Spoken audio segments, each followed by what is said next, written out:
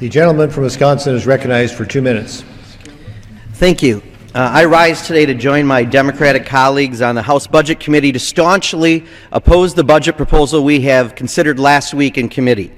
Mr. Speaker, I was not in Congress last year when the budget was considered in the House, but it sure seems like my Republican colleagues want to make sure I didn't miss a thing, since the proposal before us today represents little more than the same recycled, unrealistic policies that have been rejected by both the Congress and the American people.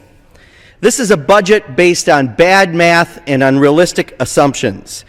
It keeps the savings and revenue from the Affordable Care Act, but it repeals its benefits to the people. It cuts taxes for the wealthiest without identifying how they'll pay for the trillions, and it takes almost $1 trillion in unspecified cuts that will likely target programs for the needy and disadvantaged.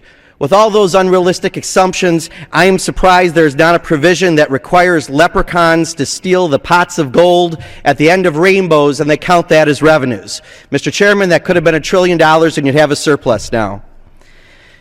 Mr. Speaker, while the math may be bogus, the budget will have real and serious effects on the people of Wisconsin. It keeps the sequester in place, which cost the people of Wisconsin 36,000 jobs, and across America, that's 2 million jobs. It'll turn Medicare into a voucher program, forcing 850,000 Wisconsin seniors out of traditional Medicare eventually, people like my mother. And it'll raise taxes on middle-class families by more than $3,000 while giving the richest a $245,000 tax break.